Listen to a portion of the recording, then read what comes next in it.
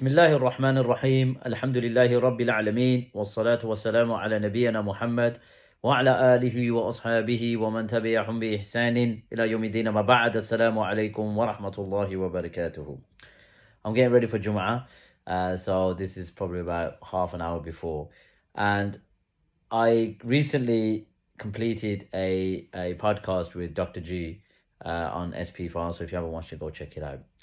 And in response to that, they act like they're ignoring me, but for all due respect, you know what the harsh reality is when it comes to your bootlicking methodology. We are educating the masses in relation to this. Shamsi made a video a couple of years ago, I remember. Someone sent it to me. They blocked me from Instagram. They blocked me from the TikTok page, so I can't really access anything. So I have to rely on getting it sent. And he made a challenge of some sort. But what I'm going to do is play the video, and then I'm going to comment. Ar-Rahman Ar-Rahim.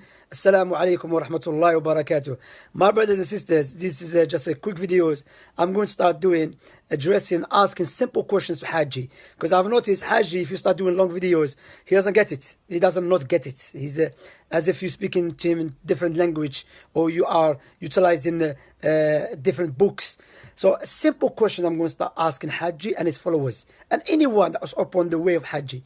Haji, if I open the books of Aqa'id, the Aqidah, if I want to learn about Aqidah, the correct belief, which book should I go to? The books of the Salaf, or the books of the Mu'tazila, or the books of the Khawarij?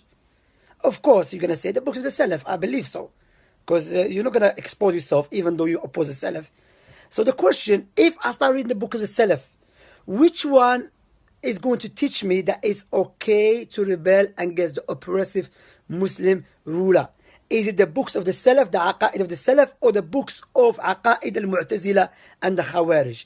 Please, without telling us your life story, just answer a simple question.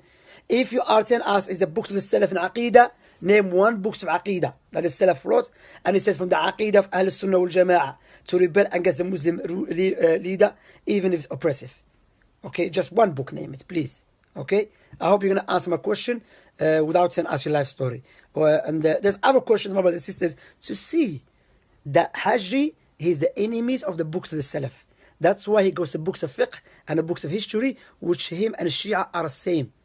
Shia and Islamic haters, if they want to start bringing doubt about Islam, they will go to the books of fiqh, because there's other opinions, that the alim bring other opinions, likewise the books of history. Okay, so my question, I hope is clear. It is clear to you, O Haji. Barakallahu feekum, brothers and sisters. There's more questions to come, inshallah. Okay, you heard Shamsi make this incredible challenge, right? This incredible challenge that present to me any books of the Salaf that mentioned it's okay to rebel against the Muslim ruler. And he mentioned that the Khawarij wrote in their books to rebel, and etc., etc. Now, what this individual don't understand is this, that the books of the Salaf that were written by the Tabi'un was in response, and I mentioned this before, but he doesn't watch my video, so I'm going to make it, clear for him. But he's not the brightest tool in the shed, so I may have to make another video in the next week or so. So the books of the Salaf, when they were written, they were highlighting the characteristics of Ahl Sunnah wal Jama'ah, meaning our khisal. So for example, they put, leather socks in there because Ahlul Bid'ah denied it, like the Mu'tazila and the Rafidah and whatnot. And likewise, they put in Jannah wal Nar and about, Allah's names and attributes and whatnot. So they were our characteristics. Now, the default position of Ahl Sunnah wal Jama'ah is not to rebel against the rulers. So it wouldn't be in there, because that's not our characteristic to rebel.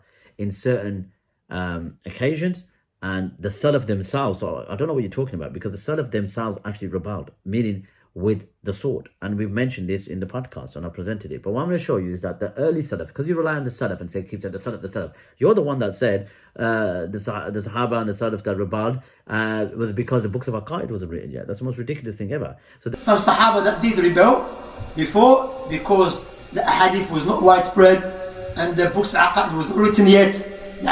And they had ijtihad. May Allah please with them all. And Allah taught us how to deal with their mistakes. Okay, but the early Salaf rebelled. Even the Sahaba themselves rebelled. I proved it. They themselves rebelled. So even the Tabi'un that wrote the books, they said do not rebel. It was arguing against the Ahlul Bid'ah, like the Khawarij, who made takfir and then they rebelled, and they were notorious. So they was countering them. So we don't agree with the Khawarij. We don't carry their principles. So hence why he's not put in the books of the creed of the Salaf. Now you treat the sayings of the Salaf as revelation. Like the Imams of the Salaf, you treat it like revelation. There's no different between you in context with the Shia who treat their Imam's statement like revelation. Do you understand? I say here and now, those books from the Salaf had a certain characteristic that were written at that particular time.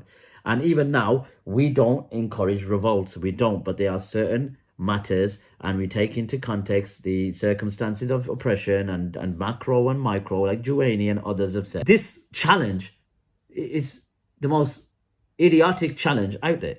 That's why I ignored it, because it was just so ridiculous. I didn't even felt the need to respond, but I'm going to respond now. But now I ask you to respond to a video that you issued a few years ago, if not around the same time, about when I did the Barbahari thing.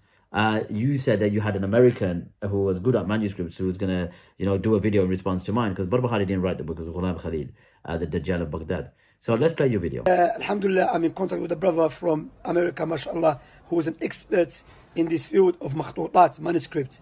Also of himself, he has written something in response to the Orientalists when they tried to claim that Al-Barbahari, Sharh Sunnah, does not belong to Imam Barbahari, belongs to the Dajjal of Baghdad, as they called him.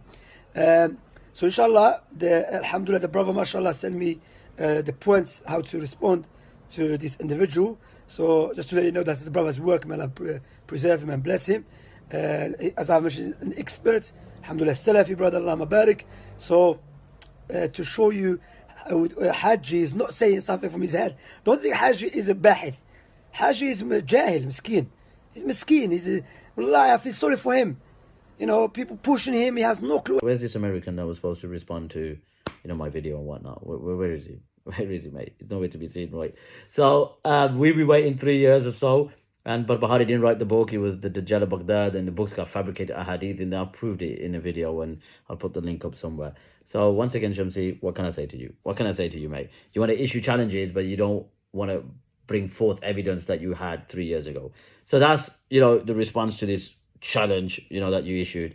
It was ridiculous, idiotic. Like I said before, learn English, mate. Go enroll into SO level, entry level 1, 2, or 3, mate, because you really need it. All right? Take care. Wassalamu alaikum.